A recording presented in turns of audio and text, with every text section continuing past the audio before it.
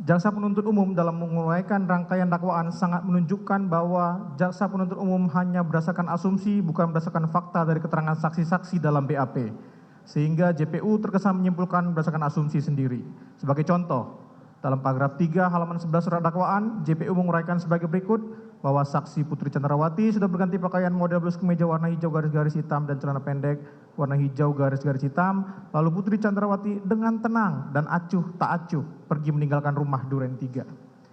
Dalil yang menyatakan saksi Putri Chandrawati dengan tenang dan acuh tak acuh atau cuek tidak didukung dengan keterangan saksi dan alat bukti manapun yang kami periksa dalam berkas perkara.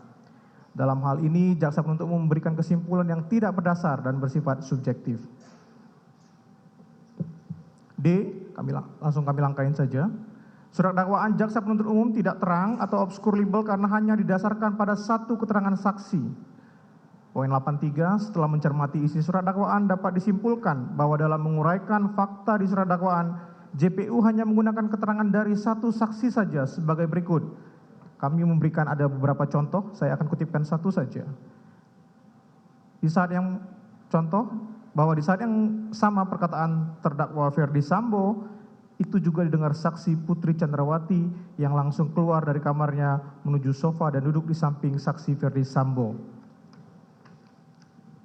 Faktanya, uraian tersebut di atas yang disusun dalam surat dakwaan jaksa oleh penuntut umum hanya didasarkan pada satu keterangan saksi saja, yaitu saksi Richard Eliezer Pudihang Lumiu yang telah melakukan berapa kali perubahan berita acara pemeriksaan tanpa memperhatikan keterangan saksi dan alat bukti lainnya. Kami mencatat saudara Richard melakukan berapa kali perubahan dalam BAP-nya termasuk dalam beberapa keterangannya. Bahwa mengingat dalam hukum pidana terdapat azas unus testis artinya bahwa satu saksi bukanlah saksi. Isi surat dakwaan tersebut yang hanya didasarkan pada keterangan saksi Richard Eliezer Pudihang Lumiu mengakibatkan jalannya persidangan terdakwa akan menjadi bias dan tendensius serta merugikan kepentingan hukum terdakwa. Karena surat dakwaan sebagai landasan dan titik tolak pemeriksaan terdakwa berisi dalil-dalil yang kabur. Kami masukkan satu contoh lain, poin 88, dalil yang menyatakan terdakwa Ferdi Sambo memerintahkan Richard Eliezer Pudihang Lumiu untuk melakukan penembakan hanya muncul dalam BAP Richard Eliezer Pudihang Lumiu sendiri.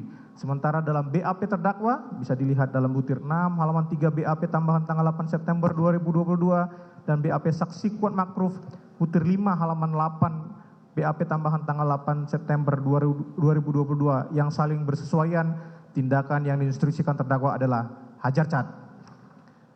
Kekeliruan dakwaan yang lebih fatal muncul pada paragraf 2 halaman 6 dakwaan, di mana jaksa penuntut umum menguraikan bahwa saat di rumah saguling, saksi Putri Chandrawati langsung keluar dari kamarnya menuju sofa dan duduk di samping terdakwa sehingga ikut terlibat dalam pembicaraan antara terdakwa dan saksi Richard Eliezer Pudihang Lumiu di lantai 3. Keterangan terdakwa dan saksi Putri Chandrawati yang saling bersesuaian justru menyatakan bahwa saksi Putri Chandrawati sedang beristirahat di kamar lantai 3 rumah saguling.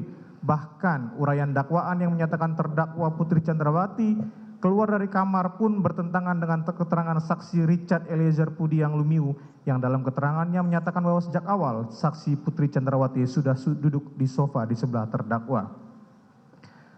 Jaksa penuntut umum dalam uraian dakwaannya juga menyatakan pada saat saksi Richard Eliezer Pudihang Lumiu menyerahkan senjata api HS, saksi Richard Eliezer melihat terdakwa Ferdi Sambo sudah menggunakan sarung tangan warna hitam sebagai bagian dari persiapan pelaksanaan merampas nyawa korban Nofriansah Yosua Huta Barat.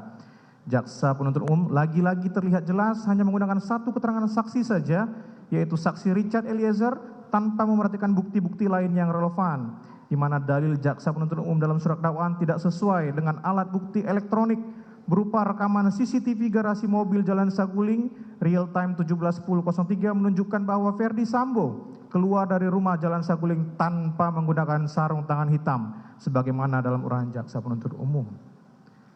Dengan demikian, jaksa penuntut umum dalam surat dakwaan telah gagal menguraikan perbuatan terdakwa secara jelas dengan didasarkan hanya pada satu keterangan saksi saja tanpa didukung alat bukti lainnya sehingga surat dakwaan harus dinyatakan batal demi hukum.